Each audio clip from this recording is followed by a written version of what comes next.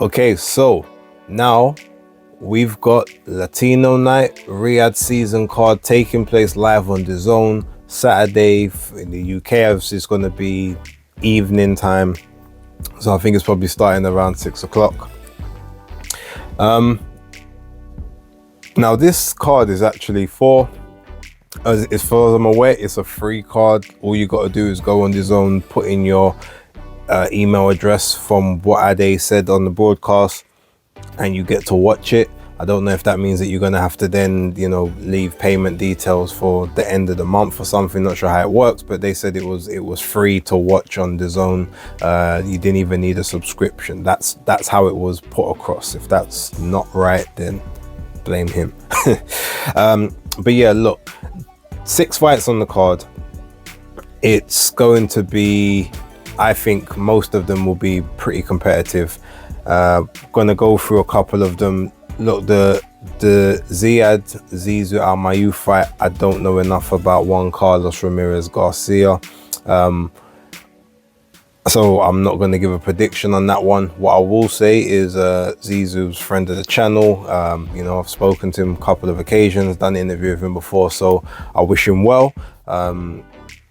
He's got a really good jab. That's one thing that Buddy McGirt really instilled in him from young up until now. There is a lot of things that need to be worked on, but he is getting better and better fight by fight. Yeah, this could be a very tough test though. I'm assuming Juan Carlos Ramirez Garcia is a very tough and durable opponent, so Zizou's gonna have to be on his P's and Q's. I'm gonna leave that one there. I think after that fight is the Oscar Duarte fight against Bakhtarzhan Akhmedov. Now, it was supposed to be Kenneth Sims Jr. initially, and Akhmedov's coming on late notice. Now, Akhmedov is 10-3.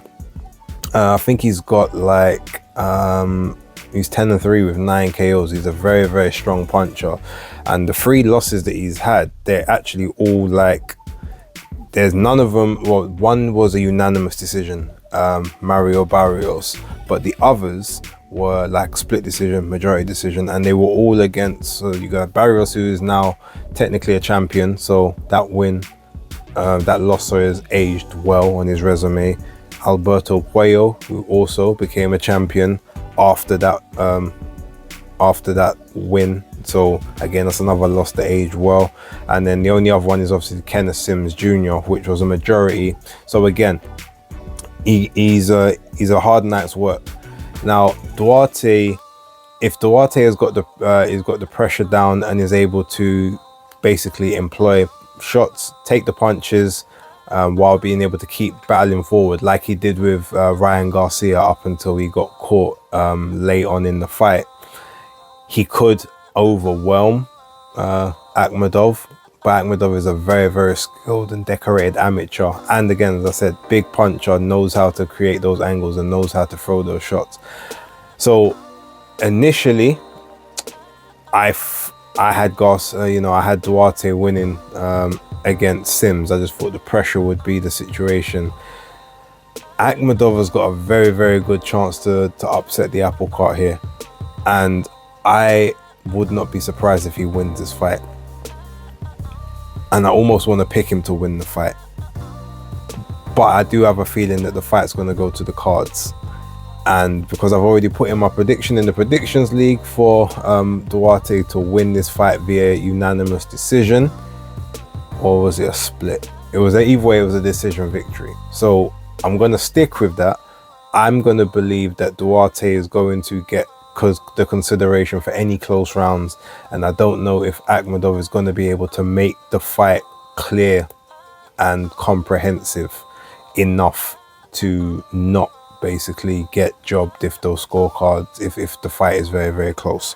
So yeah, for that purpose, that's what I'm going with. I'm going with Duarte to win a points decision, possibly contentious, but such is life. Next fight is Oscar Collazo against what was it, knockout CP Freshman, what's his name, Damanoon Nyomtlong. I've seen a bit of knockout CP Freshmart. I haven't seen a huge amount, but I've watched enough of his fights to kind of get a gauge of what he is. He is all action. He's very quick. He throws good combinations. Sometimes rests a little bit heavy on the front foot when he's leading in, almost a bit like kickboxing, almost like a kickboxing throwback. But what he does do very well is he's able to get in. He's able to switch angles quite well and work around his opponent. So he'll throw punches from straight, and then before they get a chance to sort of set theirs, he's off slightly to the side, he's sort of making their punch miss a little bit by the tiniest of margins. And he's just very, very good at overwhelming opposition and just outlanding and outpacing. 25-0 with 9 KOs, so he's got a decent enough power for those lower weights, but they're not usually based on punching power down the sort of minimum and light fly. But he's got respectable power to be able to have someone stay off. But with Koyaso, he's 10-0, 7 KOs. Now he's obviously a lot less pro experience, but I feel like he's been fighting a higher level of competition recently, a lot more frequent than Freshmart has. And so because of that, I think that his level of confidence is going to be high in this one. Obviously, he's who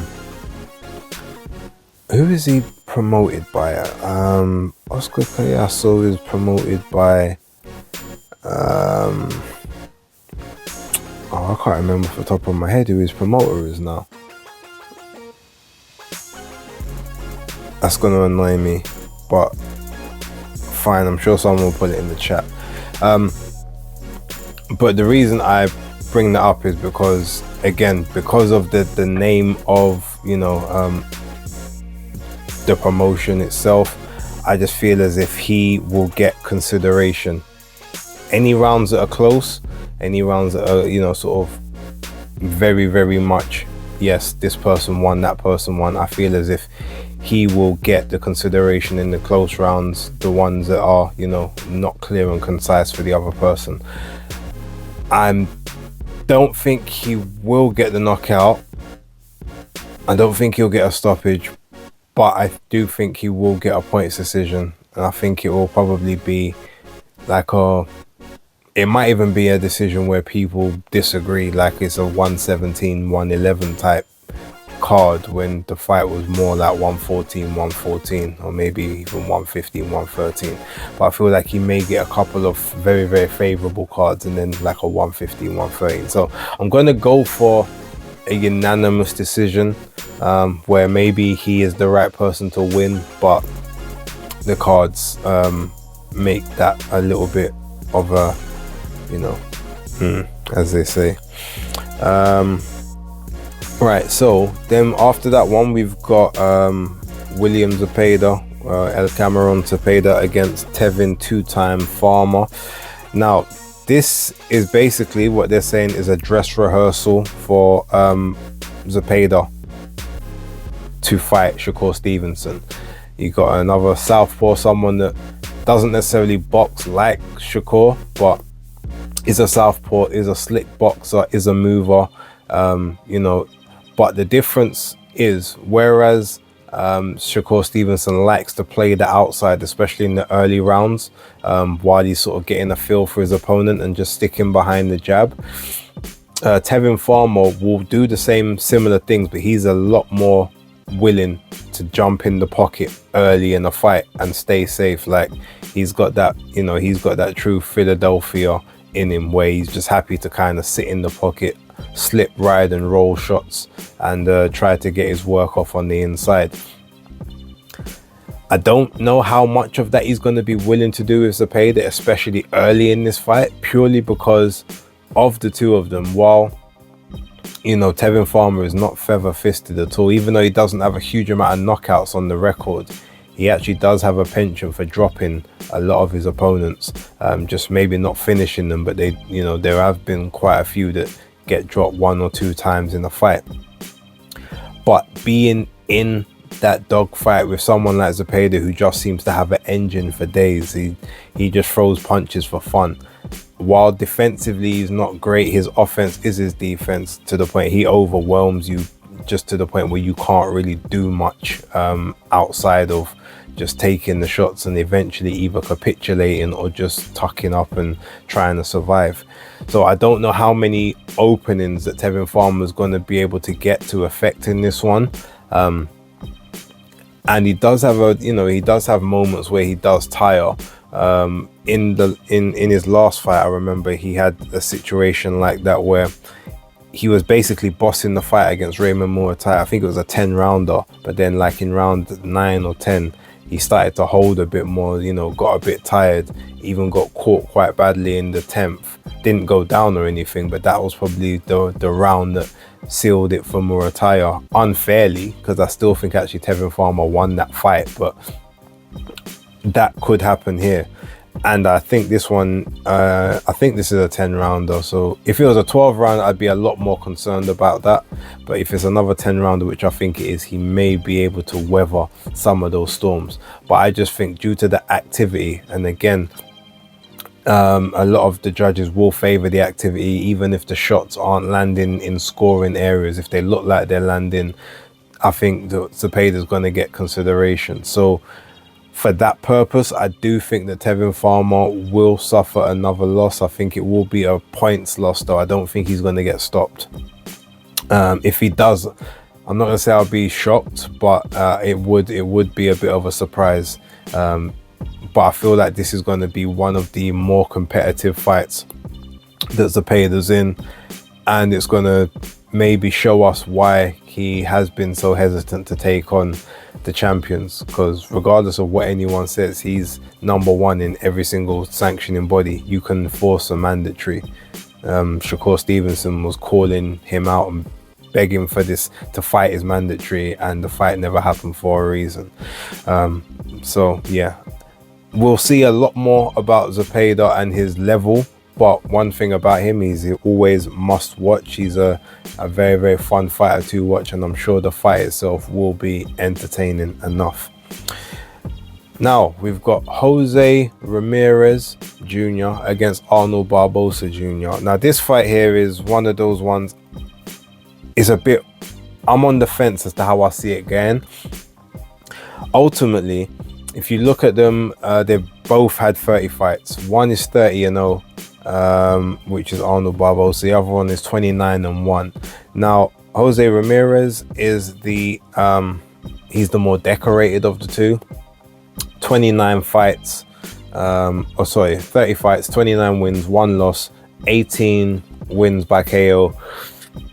Never been stopped, but he has looked very lackluster in his last couple of fights. You know, after the Josh Taylor fight, I mean, the Pedraza fight he won quite well, obviously knocked out Richard Comey, which was it was good, but there just hasn't been enough activity since 2020, if we're going to be real. I think he's had 1 fight a year.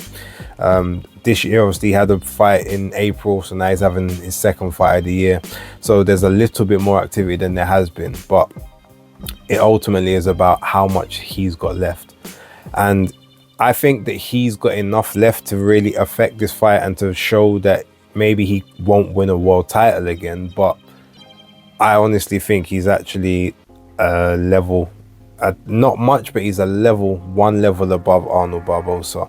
Barbosa hasn't had the best of opposition throughout his career, and we can't forget the Sean McComb fight. Now, yes, Ramirez is nothing like Sean McComb in terms of stature, but he was comprehensively beaten in that fight, on the outside, on the inside. Got a very, very, very gifted decision. And he just hasn't really fought the same level of opposition that Ramirez has. And I see Ramirez basically wanting one last big payday. And I feel like this is his platform to get to that the last payday before he decides to call it quits. And I just think that his overall skills, his experience, his championship experience, and just his level is gonna shine through on the night. Barbosa's gonna give a spirited effort, but I just don't see how he does anything really better than Ramirez unless Ramirez switches off. Barbosa's 30-0 with 11 KOs, so you know, just over a 33% knockout ratio. So I don't think Ramirez is going to be in any danger of being stopped in this one. But yeah, I just ultimately think that when it comes to it, he's going to control enough of the rounds. He's just going to show that extra level than Barbosa, and I think he wins this fight. I don't think he's going to stop Barbosa. I do think it's going to go to the cards, and I think just as an upside, I think he will get this fight. It could possibly be a majority or a split, but I do see the decision going to Jose Ramirez. Now moving on to the main event.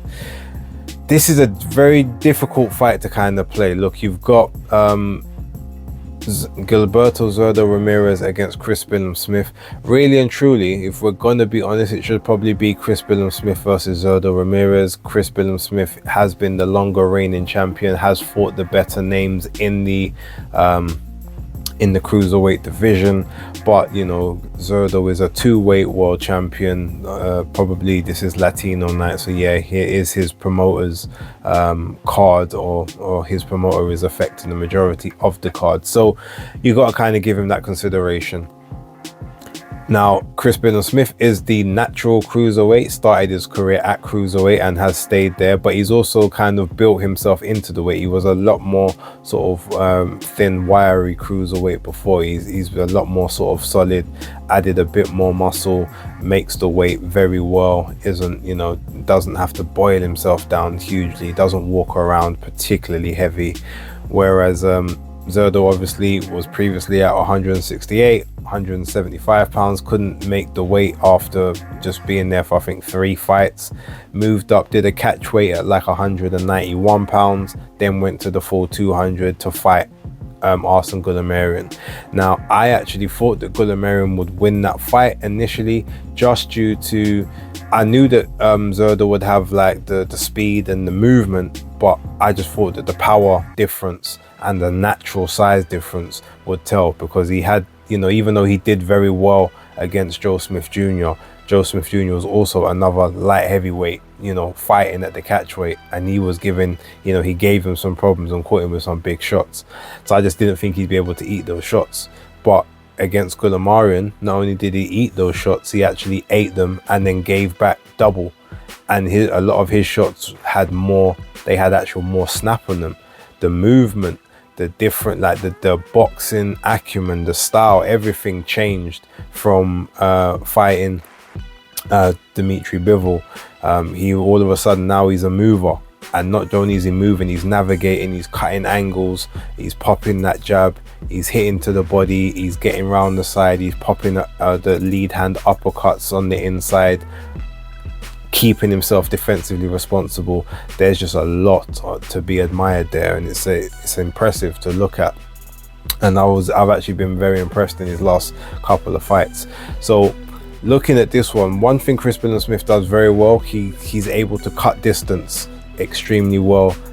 His peripherals and his line of sight, he does better up close when he can kind of see every single part of the frame.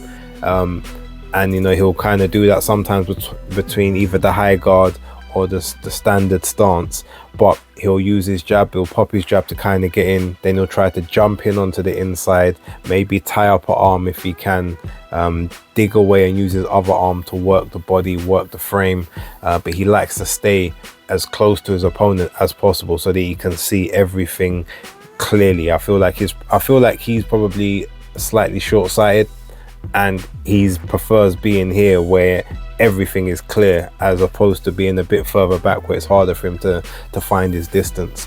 Now, that may play into Gilberto's hands, purely because if he starts moving, especially from that southpaw stance, bearing in mind Billam-Smith hasn't been in the ring with a lot of southpaws, so the adjustments for him to try and even get that range and that offense and find the right punches to dig, all of that's going to be very tricky.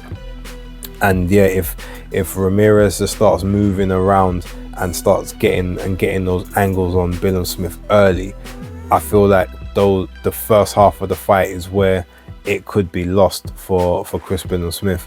No doubt, I feel like he will be able to get into things sort of from about round 4, round 5 onwards, but it could be potential whereby at that point there's been too much of a lead built up.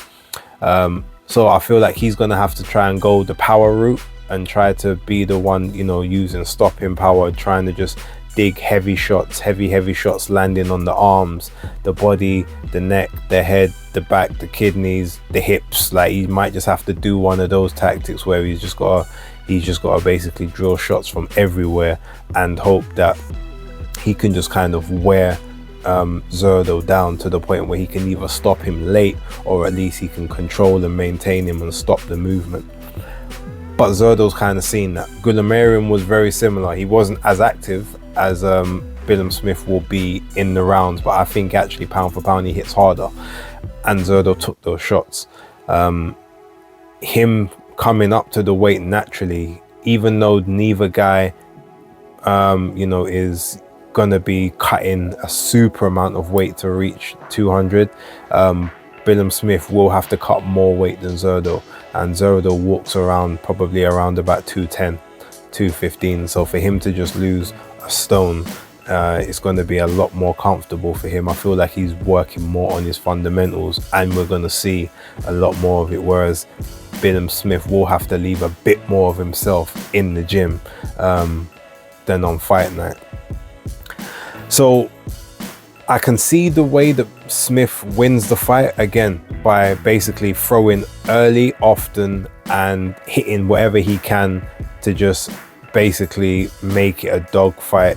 But Zurdo, I feel like while he may not have the advantage in the dog fight because he's not the naturally bigger guy, I feel like he is quicker. I do think he's got quicker feet. I do think he's got quicker hands. He used to campaign at 168. I know Chris thinks that he is the faster guy of the two, but I don't know. I don't think you can naturally be quicker than someone that was, you know, campaigning 25-30 pounds less than you previously. But I think volume is going to be the thing here. Ramirez, as I said, they should have more energy because he's not having to cut as much weight as Chris to get down to the weight. I think the volume is going to be there. Plus, it's an Oscar De La Hoya card. So if Chris don't get the knockout, Zurdo will get the consideration in the rounds, just like he managed to get consideration in certain rounds in the Bivol fight, which for some reason should have never happened, but it did. So yeah, look, ultimately, I think activity is going to play a key. The movement's going to play a key. In and out, darting, he's not. I don't think he's going to engage as much early. Maybe in the middle to late rounds he might engage a bit more, but I think he's going to rack up a lot of the early rounds and then do enough down the back stretch to rack up enough rounds on that side to make it not a comfortable in terms of it was an easy fight, but a comfortable fight on the scorecards. I am predicting Zurdo Ramirez to win this fight via unanimous decision, and I don't think it's going to be an issue where people complain or feel like it was an unjust result. So look, that's my opinion. Please let me know what you guys think down below. Thank you very much for watching. Don't forget to like, subscribe and share. But for right now, Spaces Picks locked.